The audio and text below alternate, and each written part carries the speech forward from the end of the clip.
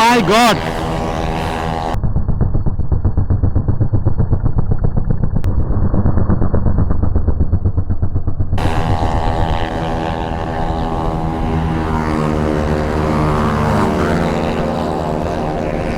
এই ছাত্রীদের কারণে আমাদের জীবন আসলে কি বলবো,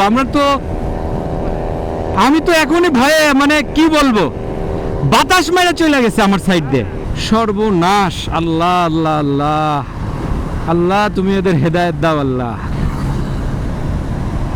আসলে এই যে অল্প বয়সী ছেলেপেলেদের হাতে বাইক দেওয়াটাই ঠিক না আমার, মানে এদের দেখে মাঝে মাঝে মনে হয় যেইভাবে আমার পাশ দিয়ে এরা বাইক নিয়ে ওভারটেক করলো, আনবিলিভেবল। মানে আমি যদি একটুখানি ডানে চাপতাম বা বামে চাপতাম, স্পেশালি বামেরটা, ভাই এটা নির্ঘাত অ্যাক্সিডেন্ট হইতো।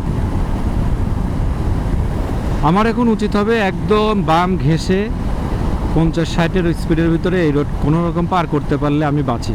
এমনিতেই খেলে আসলাম, মনটা ভালো না, হারছি। আমি আসলে গার্জিয়ানদের উদ্দেশ্যে এই ভিডিওতে একটা মেসেজ দিতে চাই। ভালো কথা, আপনার টিনেজ সন্তান, আপনি তাকে বাইক দিচ্ছেন, আপনি তার বাইকের দিকে একবার তাকাবেন যে আসলে তারা বাইকটাকে কিভাবে রাখছে। বাইকের দিকে তাকালেই বোঝা যায় এ রাইডার কেমন।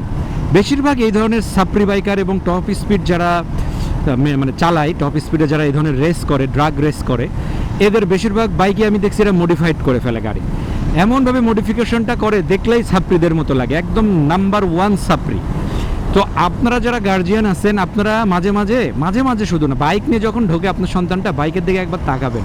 তাকালেই বুঝতে পারবেন যে আপনার সন্তান আসলে একজন ডিসেন্ট রাইডার না একজন সাপ্রি রাইডার।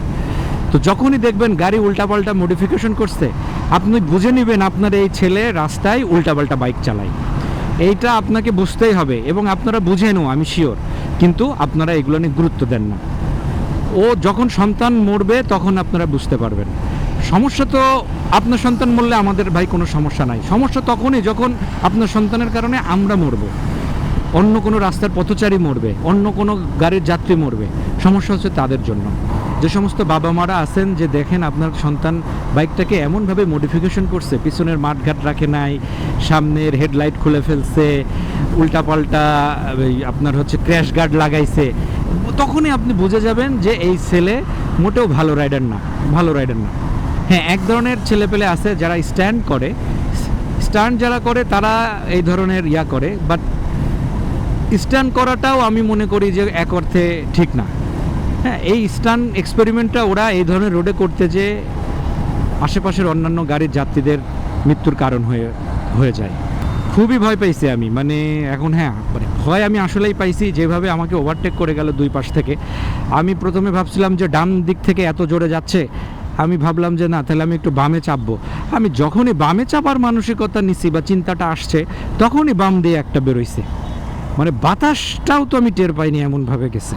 300 ফিটে আরেকটা মেসেজ হচ্ছে, 300 ফিটে ভাই কেউ আইসেন না শুক্রবারে স্পেশালি। এই সমস্ত সাপ্রিদের আস্তানা হচ্ছে এই 300 ফিট, এবং এটা শুক্রবারে বেশি। সো যারা ফ্যামিলি মেম্বার নিয়ে আসবেন টুকটাক ঘুরতে বেড়াইতে, এরা ভাই 300 ফিটে আসবেন না। আপনার ফ্যামিলি নিয়ে শুক্রবারে না এসে অন্য কোনো বারে এসে আপনারা এদিন ঘুরে যাবেন।